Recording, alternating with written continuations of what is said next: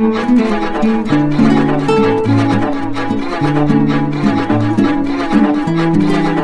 बड़ा रुपया देश में कभी बाप घोटाला देखा है आपने? बाप का नाम ही बदल गया। अच्छा, एक बड़ी रोचक बात बता रहे, कुछ बातें हमारे पास भी आई थी। क्या कोई व्यक्ति अपनी पत्नी की जुबान कटवा सकता है? ये एक नया रोचक पूछ लीजिए, बघेल साहब इस मामले में तो बोलते ही नहीं है ना। भूपेश इस बारे में बोलते, इतना पंगा हो रहा है, सब हो रहा है, लेकिन भूपेश बघेल कौन से सौम्या से दो जो बच्चे हैं, वो एक तो वो बच्चे जो है प्रकट कहाँ से हुए? अरे वो तो बच्चे गायब है प्रदेश भर में। ये तो जांच करे पुलिस की, बच्चे कहाँ से आ गए? डीएनए टेस्ट करवाए भूपेश बघेल का। भूपेश बघेल के बेटे चेतन बघेल की रिहाई की सूचना मिली है, लेकिन फिलहाल अभी वो कोर्ट से तो जमानत पे बाहर आ रहे हैं, लेकिन कब आएंगे ये कुछ क्लियर नहीं है। हम समझने की कोशिश कर रहे हैं कि कई मुद्दों पर आप खुलकर बात करते रहे और आपके ऊपर जो आरोप लगवाए भूपेश बघेल के शासनकाल में जिस तरह से प्रताड़ित किया गया, उसका प्रतिकार भी आपने किया और इस चेहरे को आप अच्छी तरह से जानते हो कि किस तरह से इन्होंने फिर बाद में कई चीजों को एक्सपोज किया। सुनील जी, आप मुझे बताएं कि आप इस घटना को कैसे देख रहे हैं और क्या कुछ नए अपडेट बता पाएंगे आप? खासतौर पे चैतन्य बघेल की जमानत की खबर आ रही है। ईडी और ईओडब्ल्यू ने जो मामला दर्ज किया था उनके खिलाफ, अब खबर आ रही है कि उस पर उनको जमानत मिल गई है, लेकिन आधिकारिक रूप से अभी ना बचाव पक्ष की ओर से कोई हमें प्रतिक्रिया मिल पाई है और ना ही अभियोजन ने कुछ कहा है। दिलचस्प बात यह है कि भूपेश बघेल अंदर नहीं गए, उनके बेटे को जमानत मिल जाना, आप पत्रकार होने के नाते आपको लगता नहीं कि कुछ आश्चर्यजनक है?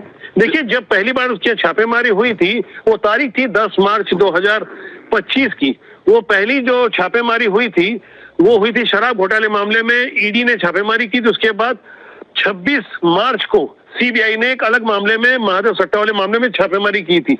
काफी सोच समझकर इंतजार करते हुए 18 जुलाई को जब चेतन बघेल की गिरफ्तारी हुई तो ऐसा माना गया कि काफी सारे एविडेंस है और 5.5 महीने का एक लंबा समय वो जेल में बिताए भी हैं।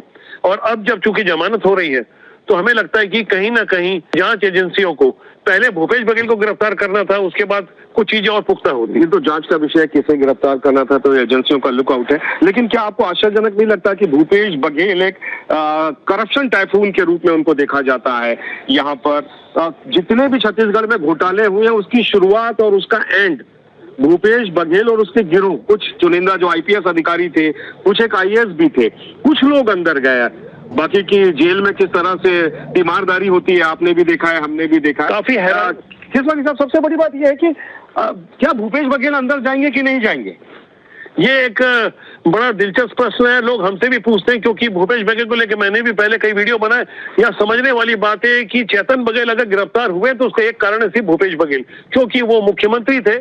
उनके बेटे ने जो कुछ किया या उनके सेक्रेटरी ने जो किया, उनके करीबी जिनको अनपढ़ मंत्री को बताते कवासी लखमा ने जो किया, जो जेल में है, एक आदिवासी मंत्री 15 जनवरी से लेकर आज की तारीख तक जेल में है और सौम्या चौरसिया अभी चौथे मामले में अभी जेल में गई है।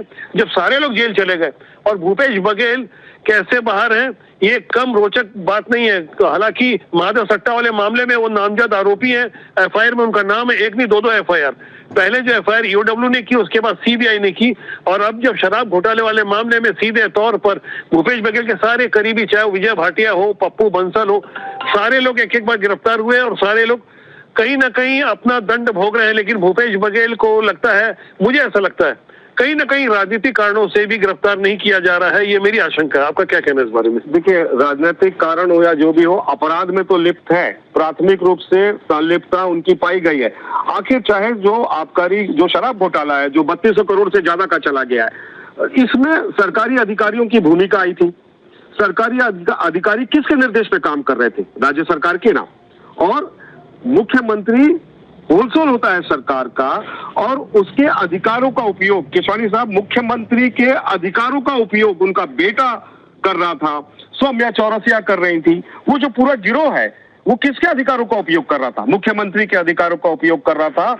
और इतने दागी मुख्यमंत्री को अभी तक गिरफ्तार नहीं करना, उसको प्रोसिक्यूट नहीं करना, उसके खिलाफ कड़ी कार्रवाई का ना होना, अभी जो भी जानकारी है उनको तो नोटिस तक जारी नहीं हुआ है अभी किसी मामले में। आपको ऐसा लगता है कि संदेह की नजरों से देखा, आपको ऐसा लगता है कि राजनीति में, मौजूदा दौर की राजनीति में, खासकर भूपेश बघेल के लिए मैं कह रहा हूँ, कुछ नैतिकता नाम की कोई चीज होती होगी? जब कुछ मामलों में तो वो साफ तौर पर ये न केवल संदेही बल्कि आरोपी नजर आ भी रहे हैं, उनके खिलाफ जो एविडेंस भी है। क्योंकि भूपेश बघेल का जब इकलौता बेटा जेल में गया और पप्पू बंसल जो उनके भाई के समकक्ष थे वो कहते थे कि पप्पू बंसल मेरा छोटा भाई है।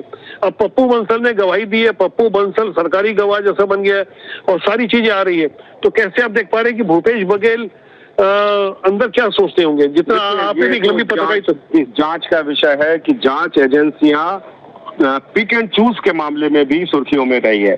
जहां उनको सुविधा लग रही थी वहां उठाया जा रहा था, लेकिन कई ऐसे भी लोग थे जिनके खिलाफ पुख्ता एविडेंस थे, वो अछूते रहे पूरे मामले से। और सबसे बड़ी बात, भूपेश बघेल की जो वर्किंग है वो कार्यप्रणाली उनकी ऐसी है कि बाप बड़ा ना भैया, सबसे बड़ा रुपया। मैंने अभी तक कई घोटाले देखे, कई कवर भी किए हैं, आप भी कवर कर रहे हैं, लेकिन देश में कभी बाप घोटाला देखा है आपने? बाप का नाम ही बदल गया। अच्छा, एक बड़ी रोचक बात बता रहे, कुछ बातें हमारे पास भी आई थी, थोड़ा मैं समझना चाहूंगा कि ये जो बाप घोटाला है, खासकर भूपेश बघेल की के अभी तक भाई कभी सीन में नहीं आए थे, उनके भाई का भी कोई नाम आ रहा है, उनके कुछ और। देखिए, पूर्व मुख्यमंत्री जो भूपेश बघेल हैं, उनके पुत्र पुत्रियां, उनके करीबी नाते रिश्तेदार, साले साली से लेके पूरी लंबी चैन है। आप उनकी वंशावली से निकाल लो, 5 साल पहले तक, कांग्रेस की सरकार आने के पहले तक, इस पूरे भूपेश कुनबे की माली हालत कैसी थी और आज क्या है? ये धन्ना सेठ बन गए, नगर सेठ 5 साल में। ये क्या भूपेश बघेल के खेत खलियानों में आलू डाल के सोना निकालने वाले? उनको दाऊ तो कहा जाता, तो दाऊ क्यों कहते हैं उनको? फिर जमींदार होंगे पहले से तभी। अरे तो दाऊ कहा जाता है, उसमें कोई दो राय नहीं है, लेकिन यहाँ तो बाप बदल गया। बाप बदल के, थोड़ा बताएंगे इस बारे में? ये जो है बड़ा एक रोचक जानकारी आई है हमें, ये भिलाई से आई है और जानकारी पर इसलिए भरोसा करना पड़ रहा है कि सरकारी दस्तावेज है।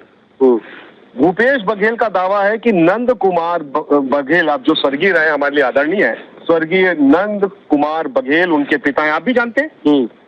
और उनके सगे भाई का नाम जानते हैं आप? नहीं, अभी तक कभी कुछ हितेश बघेल नाम है। हितेश बघेल, अच्छा। जब सगे भाई हैं तो हितेश बघेल अपने पिता का नाम सदाराम गोंड क्यों लिखते हैं? ये प्रमाणिक दस्तावेज, और ऐसी जानकारी हमारी उड़ती आ रही थी, लेकिन अभी जो आप बता पा रहे हैं, ये पुख्ता दस्तावेज है, हम लोगों ने समाचार में भी लगाया है, ये सोशल मीडिया में भी वायरल है। और जिस तरह उन्होंने लिखा है कि जो हितेश बघेल है, सगे भाई है पूर्व मुख्यमंत्री बघेल के, वो अपने पिता का होने का दावा कर रहे हैं कि उनके पिता जो है वो है सदाराम गोंड, और जो आदिवासी हैं गोंड समाज के। अच्छा, ये कैसे हो सकता है? ये भी आश्चर्यजनक है। यही तो बाप घोटाला है, बाप बड़ा ना भैया, सबसे बड़ा रुपया। देखिए, ये कुछ अभी अपुष्ट और कोई मजबूत जानकारी नहीं, मजबूत जानकारी है। आपके पास में दस्तावेज है, मेरे पास। मैं चाहूंगा कि जानकारी आप मुझे दे रहे हैं, मैं अपने दर्शकों तक उसे साझा करूंगा। और ये सबसे बड़ी बात ये है जो हमारी जानकारी में आया है कि जो सदाराम गोंड थे जी, वो भूपेश बघेल के पिता के यहाँ पे उनके करीबी नौकर थे। अच्छा, नौकर थे, उनको बाप बना दिया, उनको बाप बना दिया। अच्छा, ये आपका फीलिंग में जमीन जा रही थी इनकी। अच्छा, आदिवासी के नाम पे ये जो दाऊ बने हैं, ये दाऊ ऐसे ही नहीं बने हैं। दाऊ ये जो 400 BC किया इन्होंने, पहले भी इनके ऊपर मामला दर्ज है। जो जमीन दान किए थे, हाँ, वो तो रमन सिंह सरकार के समय 2018 में वो नहीं, रुकिएगा। ये तो सबसे पहली बात है कि इन्होंने जो अपने नौकर थे, पारिवारिक नौकर, वो जो सेवा करते थे उनके, उनका नाम था सदाराम गोंड। सदाराम गोंड के नाम पे बहुत सारी जमीनें थी। इन्होंने उसको काबू में किया, पता नहीं कैसे काबू में किया, जैसे अधिकारियों एजेंसी को कर लेते हैं, ये वैसे ही किया होगा, ये तो जांच का विषय। और उस आदिवासी के नाम पे जितनी जमीनें थी उसके गोद पुत्र बन गए इनके हितेश बघेल, जबकि वो जो सदाराम गोंड है वो फटेहाल स्थिति में है, उसके बच्चे वगैरह जो है उनकी आर्थिक स्थिति बहुत कमजोर है। ये तो आदिवासी समुदाय का दुरुपयोग किया जा रहा है बेनामी संपत्ति हमारी कोशिश रहेगी, पूरी खबर को हम एक्सपोज करेंगे और बहुत बढ़िया इसमें दस्तावेज है ग्राउंड जीरो पर। मैं आपको बताना चाहता हूँ कि 5 सालों में जो डिजिटलाइजेशन हुआ सरकारी रिकॉर्ड का, ये कर रही थी NIC, ये कर रही थी चिप्स के माध्यम से, छत्तीसगढ़ इंफॉर्मेटिक सोसाइटी जो है, जिसके हेड हुआ करते थे IAS समीर विश्नोई, 2010 बैच के IAS है, जो इसी घोटाले में अंदर गया। ऑफलाइन सिस्टम को ऑनलाइन सिस्टम को इन्होंने ऑफलाइन किया था, आपको ध्यान होगा, कोल स्कैम में।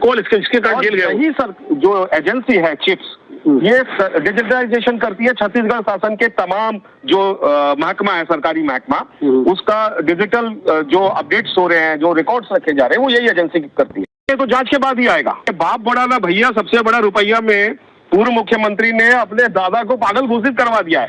आधिकारिक रूप से किया है कि नहीं किया ये नहीं पता, लेकिन जमीन जरूर ले ली। अगर उन्होंने ऐसा किया हो तो आजकल मैं देखता हूँ कि पर्दाफाश कीजिए आप लोग। मैं देखता हूँ भूपेश बघेल आजकल अमरूद के साथ अपनी फोटो अपने खेत में लगाते हैं, तो दादाजी को शायद श्रद्धांजलि देते होंगे कि वो अमरूद को देख के याद आता होगा कुछ कि जमीन उन्होंने। मैं और बड़ी चीज बता रहा हूँ, इनका बेटा किसान पुत्र है, आपने भी करीब से कवर किया है। बिल्कुल। लेकिन 5 साल में ये 1000 करोड़ का आसामी कौन सा हो गया? ये क्या डिस्लरी में दारू डाल के सोने की बिस्किट तो नहीं निकाल रहे थे बाप बेटे? गजब है। बहुत सारी ढेर सारी ऐसी जानकारी आई। तो अंदर है, अभी 6 महीने से अंदर है, और अभी जो निकल कैसे रहा है?